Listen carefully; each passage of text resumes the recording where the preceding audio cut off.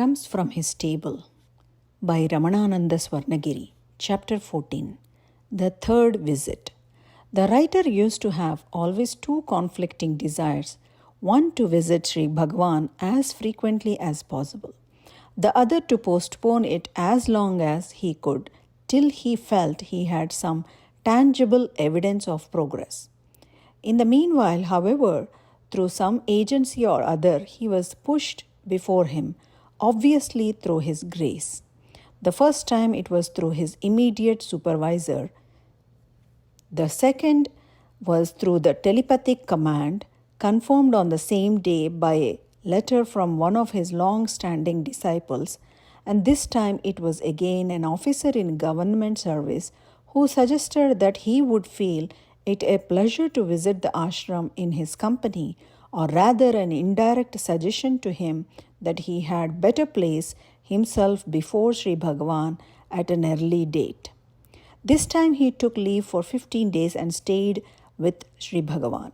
Conscious of his own retrogression and want of steadfastness in his yama and niyama, he did not sit or stand before Sri Bhagavan this time, as continuously as he used to do on former occasions. Sri Bhagavan would, however, peep into his room in his usual rounds at about 10 a.m. and 3:30 p.m. and make various enquiries. During this time, he was living on coffee and rice cakes in the morning, one or two handful of plain cooked vegetables in the afternoon, and a cup of milk at night. About 10 days after his arrival, one fine morning, the writer was accosted by Sri Bhagavan with the following query: "Is coffee and idli all you need in the morning?" The obvious meaning of his remark being that there was no need for such austerity on the part of his disciples, that is, for those who had taken to vichara. For the further enlightenment of aspirants, it might be stated here that Sri Bhagavan has often remarked that all that is required is that aspirants should take in very moderate quantities whatever food comes their way, and not stipulate, discriminate, or pick and choose in the matter of diet. That, in contrast to the claim of Hatha Yogis that yoga practice is necessary to ward off disease from the physical body and make it pure and healthy to help concentration, etc.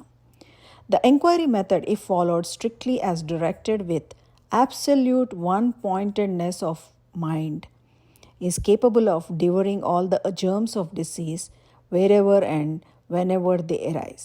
He would appear also to be of the view that for such an inquirer, yama and niyama will automatically come in, as in his own case.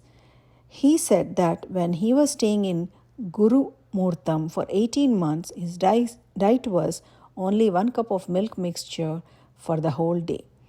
His insistence is on continuous one-pointed inquiry, and it is also apparent even to a beginner that such an inquiry like Tailadhara, like unbroken flow of oil, would automatically ensure a steady asana, freedom from hunger and thirst, and freedom from disease.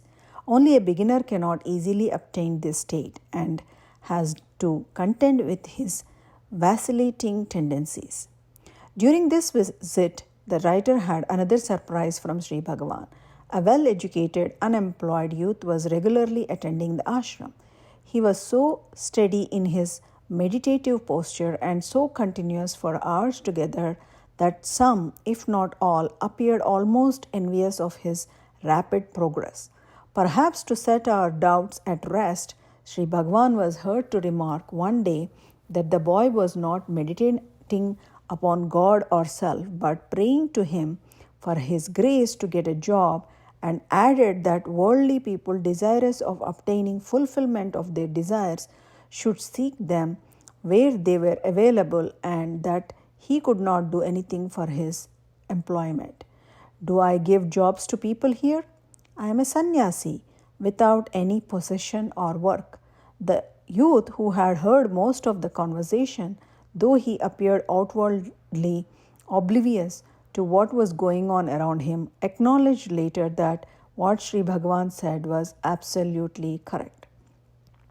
At the end of his stay, the writer took a trip to Tirupati, Kalahasti, etc., and Sri Bhagavan, who did not appear to look with favor on such tours by one who, for all purposes, appeared to be convinced of the efficacy of the Who Am I inquiry method and of the secondary value of worship of images, japas or mantras, etc., dismissed him with a simple yes, yes when he took leave.